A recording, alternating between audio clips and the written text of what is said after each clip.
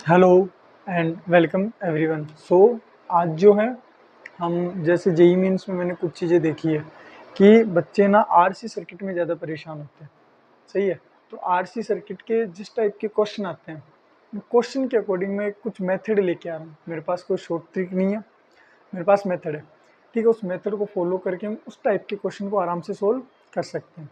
ठीक है, तो सबसे पहले आरसी सर्किट में हमें कुछ चीज़ें समझनी पड़ेगी। जैसे क्या समझना है, जैसे कैपेसिटर की जो वर्किंग है वो कैसी है, ये उसका सिंबल है। कैपेसिटर यहाँ से यहाँ कुछ वोल्टेज को ड्रॉप करता है। ठीक है, कितना भी वोल्टेज हो सकता है, सपोज 10 का वोल्ट। ये वोल्टेज डिपेंड करेगा किसके ऊपर, चार्ज के ऊपर। तो Q इज इक्वल टू क्या होता है, सी।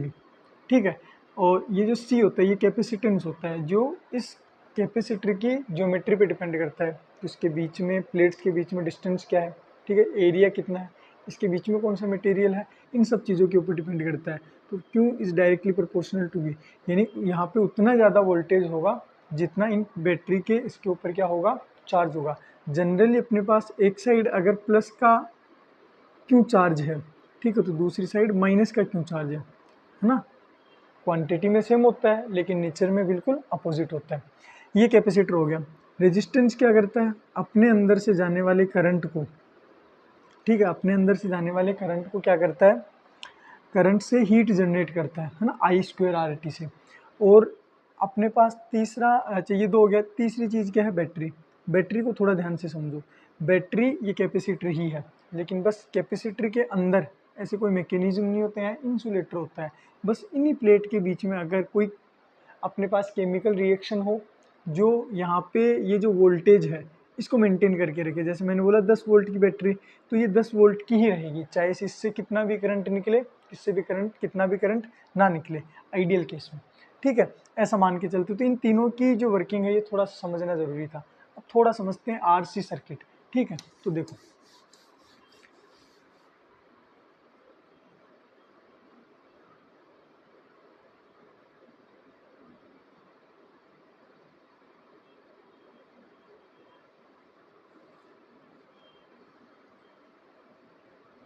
ये मेरे पास ये सर्किट है। ठीक है, मैंने इसको ऑन किया, तो ऑन करते ही क्या होगा, ठीक है, इस सर्किट में जो तुम्हारा क्या बोलते हैं करंट है वो सेम नहीं रहेगा। ठीक है, कैसे सेम नहीं रहेगा उसको देखो। सबसे पहले बैटरी से जो करंट है, बैटरी से जो करंट है वो टोटल रेजिस्टेंस के अकॉर्डिंग निकलता है, कि बैटरी को आगे जाके टोटल रेजिस्टेंस कितना मिलेगा उसके अकॉर्डिंग यहाँ से करंट जाता है। ठीक है, तो सपोज ये 100 वोल्ट है।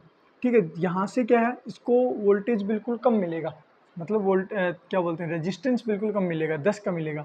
ठीक है, यहाँ वोल्टेज पूरा का पूरा 100 वोल्ट ड्रॉप हो जाएगा। ठीक है, यहाँ पे ड्रॉप जो है वोल्टेज का वो कम होगा। ठीक है, इनफैक्ट जीरो, मतलब जस्ट चालू किया उस समय जीरो होगा। क्यों, क्योंकि कैपेसिटर का जो वोल्टेज है ना, वो क्या होगा, क्यू बाई सी। ठीक है, अगर चार्ज जीरो है तो कोई वोल्टेज का ड्रॉप नहीं है, तो सारा का सारा 100 वोल्ट यहाँ है, तो यहाँ खूब ज़्यादा करंट बन जाएगा। कैसे, V is equal to I R. ठीक है, V खूब ज़्यादा है, R कॉन्स्टेंट है, तो I भी क्या है, बहुत ज़्यादा। तो शुरुआत में करंट सबसे ज़्यादा है, फिर धीरे धीरे क्या होगा, यहाँ पे चार्ज जमा होना स्टार्ट होगा। यहाँ पे चार्ज जमा स्टार्ट होगा तो मैं क्या बोलूँगा, चार्ज अगर इस पे बनना चालू हो गया तो थोड़े टाइम बाद में यहाँ पे जो 100 वोल्ट है उसका 10 वोल्ट यहाँ, 90 वोल्ट यहाँ। ठीक है, कोई टाइम पे बराबर भी होंगे, लेकिन कुछ टाइम बाद में क्या होगा, ये पूरा का पूरा 100 वोल्ट इस पे चार्ज हो जाएगा। ठीक है, यहाँ पे वोल्टेज का ड्रॉप कितना आएगा, जीरो, जीरो आएगा, तो इसमें करंट कितना आ जाएगा, जीरो। आ गया समझ में, यानी कि T is equal to zero. T is equal to zero मतलब या तो इनिशियल स्टेट बोलेगा, या बोलेगा कि जस्ट हमने चालू किया है उस समय ये जो कैपेसिटर है तुम्हारा एक वायर की तरह काम करेगा। तो जहाँ कहीं सर्किट में T is equal to zero बोलता है तो कैपेसिटर को बिल्कुल सीधा कर दो। ठीक है, और एक होता है टी टेंस टू इन्फिनिटी, जिसको हम स्टेडी स्टेट बोलते हैं, मतलब खूब टाइम हो चुका है, मैं खूब टाइम होगा तो ये क्या करेगा, ये पूरा का पूरा चार्ज क्या करेगा, इस तरीके से जमा करेगा कि इस ब्रांच में पूरा का पूरा वोल्टेज ये खुद ड्रॉप करके बैठेगा। ठीक है, ये चार्ज हो चुका है और करंट को फ्लो नहीं होने देगा। ठीक है, तो मैं क्या बोलूँगा कि यहाँ पे कभी भी टी टेंस टू इन्फिनिटी आ जाए तो ये जो तुम्हारा कैपेसिटर है, ठीक है, वो एक इनफाइनाइट रेजिस्टेंस इसको प्रोवाइड करेगा और इस सर्किट से कोई भी करंट नहीं जाएगा।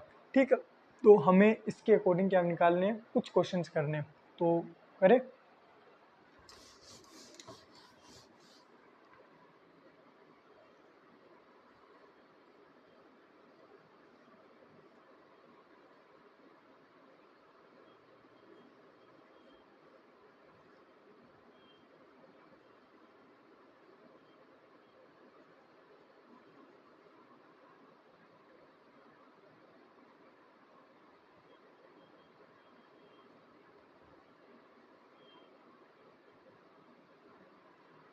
अब देखो इधर हमें क्या पूछ लिया, सपोज हमें बोला after very long time,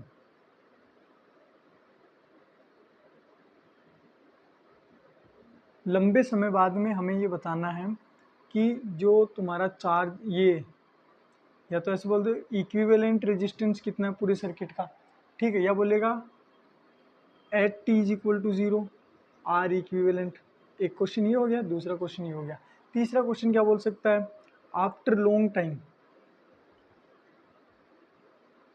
long time क्या पूछ लिया इसमें, तुम्हें पूछ लिया जैसे इसमें क्यों कितना है, कैपेसिटर पे चार्ज कितना है, तीन क्वेश्चन पूछ लिए। तो देखो क्या है, t is equal to zero पे कितना है, तो t is equal to zero पे, ठीक है, तो करंट यहाँ से निकला, यहाँ से निकला, क्या इधर करंट जाएगा, हाँ पूरा का पूरा जाएगा, यहाँ पे कोई चार्ज जमा नहीं है तो ये करंट को ब्लॉक नहीं करेगा, तो पूरा करंट इधर चला जाएगा, इसमें भी चला जाएगा, ये तीनों किस में आ गए, पैरेलल में दिख गया। अच्छा ये दोनों किस में दिख गए, पैरेलल में, है ना, सेम पोटेंशियल पे है। 20 और 20 का कितना होता है, तो 20 और 20 का क्या कर दो, सेम है, 10 का हो जाएगा, यहाँ से यहाँ 10 का पता चला, फिर 20 का ये पता चला, तो आर इक्विवेलेंट कितना हो गया सीरीज में 30 ओम का, ठीक है।